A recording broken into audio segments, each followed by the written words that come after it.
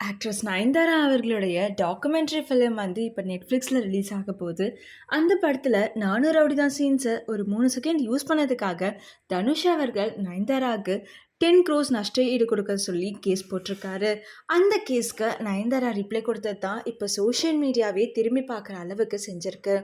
அவங்க அந்த நோட்டில் என்ன மென்ஷன் பண்ணியிருக்காங்க அப்படின்னா, Mister dear Dhanush, son of Kasthuri Raja and brother of Selvaraghavan, நான் உங்களை மாதிரி நான் ஒன்றும் ஒரு மீடியா சப்போர்ட்டோட இந்த இண்டஸ்ட்ரிக்குள்ளே வரல. நான் யாரோட சப்போர்ட்டுமே இல்லாமல் என்னோட திறமையினால் இப்போது இந்த இடத்துல வந்து நிற்கிறேன்.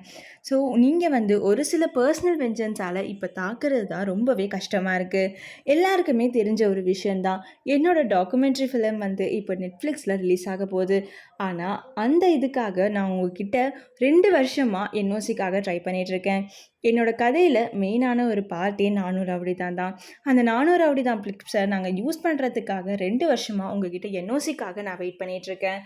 ஆனால் நீங்கள் அதுக்கு எந்த ஒரு ரெஸ்பாண்டுமே பண்ணலை. ஸோ நீங்கள் ரிஜெக்ட் பண்ணிட்டீங்க.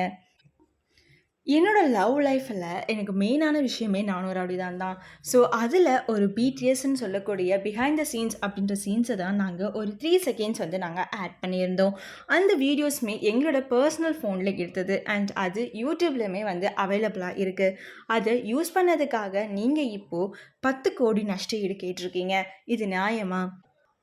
ஒரு ப்ரொடியூசர்னால் எல்லாருக்கும் ஃப்ரீடம் கொடுக்கணும். ஆனால் நீங்கள் இப்படி பண்ணுறது ரொம்பவே கஷ்டமாக இருக்குது. ஃபஸ்ட்டு நீங்கள் சொல்கிறத ஃபாலோ பண்ணுறீங்களா பாருங்கள்.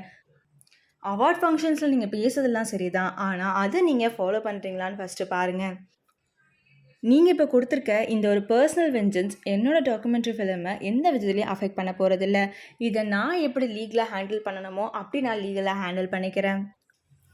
அண்ட் இந்த படத்துக்கு முன்னாடி ரிலீஸ் ஆகிறதுக்கு முன்னாடி நீங்கள் கொடுத்த ஒரு விஷயம், அதாவது இந்த படத்தை நான் தெரியாமல் எடுத்துட்டேன் போல், ஒழுங்காக ஓடாது அப்படின்னு நீங்கள் சொன்னது இப்போவும் எனக்கு வந்து வலிச்சிட்டு தான் இருக்குது.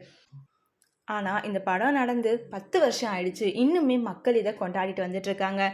அண்ட் அந்த பாட்டுமே மக்களுக்கு இன்னுமே பிடிச்சிட்டு தான் இருக்குதுன்னு சொல்லணும். ஸோ இந்த மாதிரி வன்மத்தை கொட்டாதீங்க, லவ்வை ஸ்ப்ரெட் பண்ணுங்கள். இதை நான் எப்படி லீகலாக ஹேண்டில் பண்ணமோ அந்த மாதிரி லீகலாக ஹேண்டில் பண்ணிகிட்ருக்கேன். கடவுள் அதை பார்த்துப்பாரு அப்படின்னு சொல்லி ஓம் நம சிவாய அப்படின்னு சொல்லி அவங்க முடிச்சிருந்தாங்க. நயன்தாராக்கும் தனுஷ்க்கும் நடக்கிற இந்த கான்ட்ரவர்சி உங்களுக்கு அது எப்படி தெரியுது அப்படின்னும், தனுஷ் இப்படி பண்ணதை பற்றி நீங்கள் என்ன நினைக்கிறீங்க அப்படின்னும் எங்கள் கூட மறக்காம கமெண்ட் செக்ஷனில் ஷேர் பண்ணுங்கள். ஏன்னா இந்த மாதிரி நிறைய அப்டேட்ஸ்க்கு ஸ்பெஷல் சினிமாவை சப்ஸ்கிரைப் பண்ணுங்கள்.